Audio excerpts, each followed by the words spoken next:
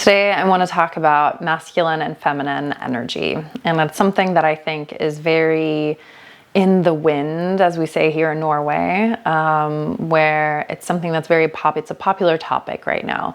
And there's really no wonder why it's popular, because this is what we see the world at large, where we're coming home more and more to our authentic essence and our soul. That's what's being awakened in us, and what we see happening for so many people right now.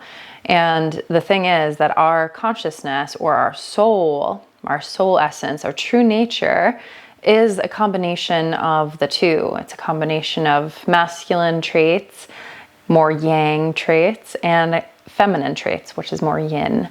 So yin and yang, masculine, feminine, dark and light.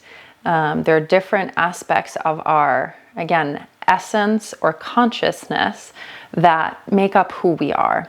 The more aware we become of each of them, the more we are empowered to express them in a way that feels authentic to us.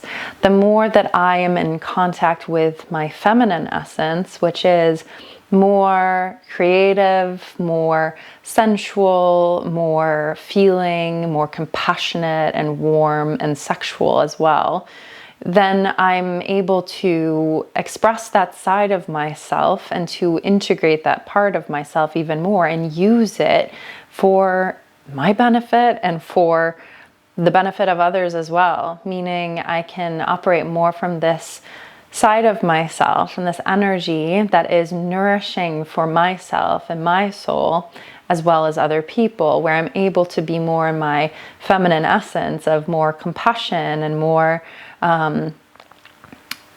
sensuality and empathy, of being able to connect with you or with someone else through an emotional awareness and understanding. Where on the other side, my more masculine traits, which is more logical, which is more pointed and linear and more ambitious even, and this part of myself, or this essence or consciousness of myself, that's very still and aware and penetrating as well. While feminine consciousness and essence is more floating and more fluid and more like a river, while the masculine is kind of more of the holder, the container of that river. It's the structure that allows for the feminine energy and creativity to flow through. And being aware of these aspects within ourselves is one of the most self-developmental things that we can do for our growth and for our actualization of the potential that we have, because we need both in order to move toward the mission that we might have in our life, the things that we want to create, the relationships we want to create. And being aware of these parts of ourselves will just aid in everything that we do, essentially, in our relationships, in our careers, in our health.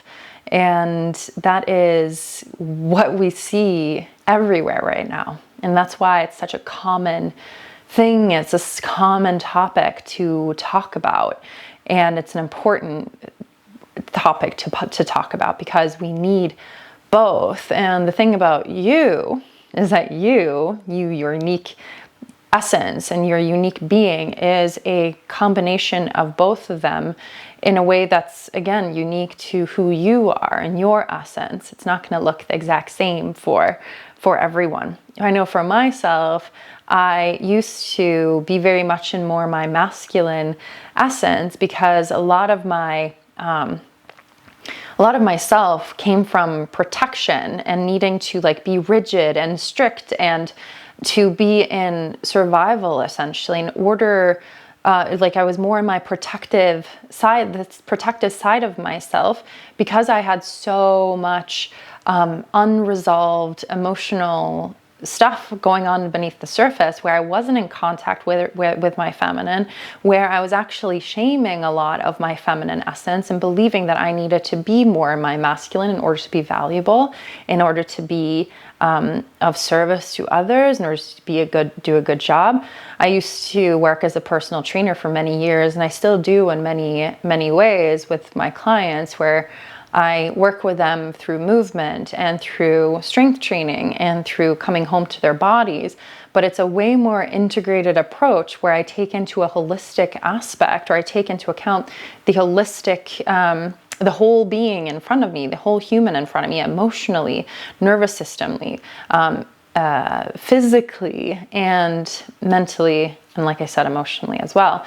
Seeing the entire human in front of me rather than just one aspect of them, which would be more of the masculine, where it's just like focusing on one thing at a time and focusing on this one aspect of just getting stronger, versus seeing the entire human.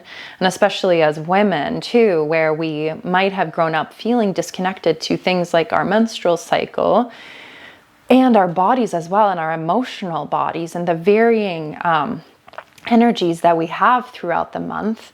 When we grow up disconnected from that, and then you throw in some conditioning and some wounding or some trauma that might cause us to feel like our emotions are unsafe, or they're not good, or parts of ourselves should be shameful, or we're not taking care of and nurturing our inner child and the hurt we might have experienced in some way, we might then be more in our masculine way of thinking and being.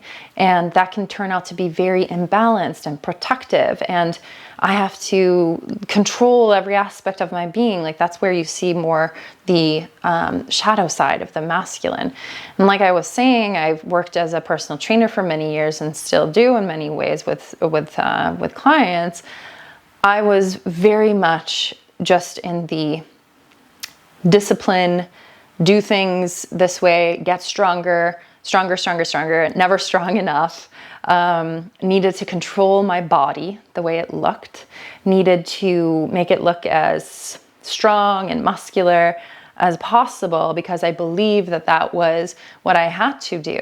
And a lot of it was just first and foremost, the conditioning that being in my masculine was more valuable. I would do better as a personal trainer. I would make more money. I would appeal to more clients and to more people.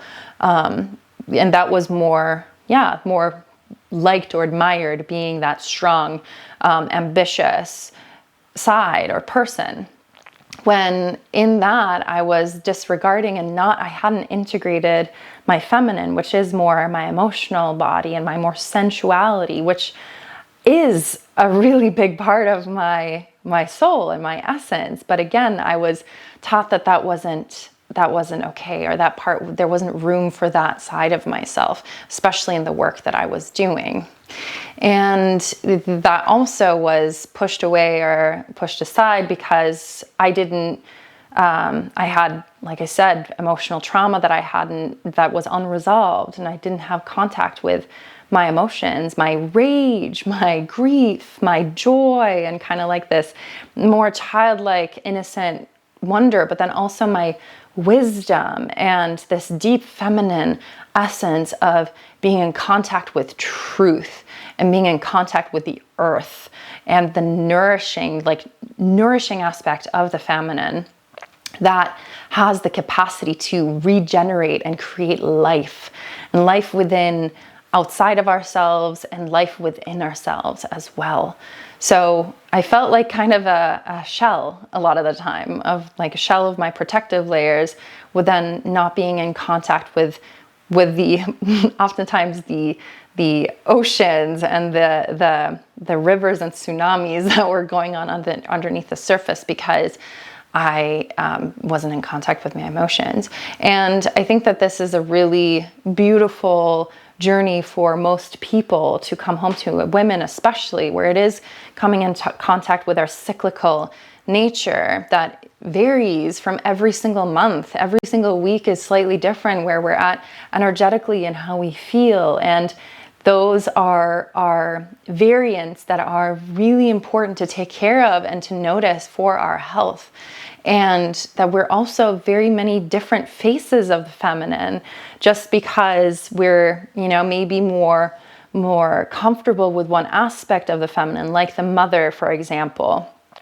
That doesn't mean that we can't also embody the wise woman, or the wild woman, or the maiden, which is kind of like more the princess, or the more innocent part of ourselves. And there are so many different aspects of the feminine that are beautiful, beautiful to explore. And there's so many different books that we can read about this as well. There's one book, I think it's called the Many Faces of the Goddess. Can't remember the name of the author off the top of my head, but there are so many different resources that we have in order to get in contact with this essence and this part of ourselves.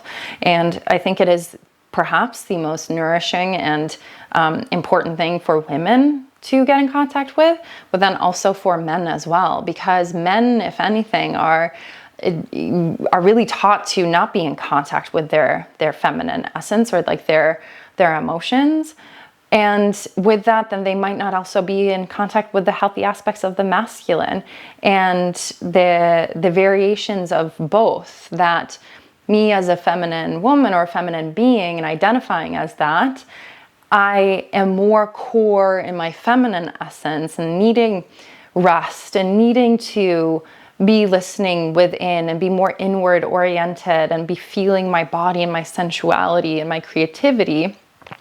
And then also having access to my masculine, which has the ability to complete projects and to be ambitious and have big goals that I'm here to achieve and feel into and be in contact with.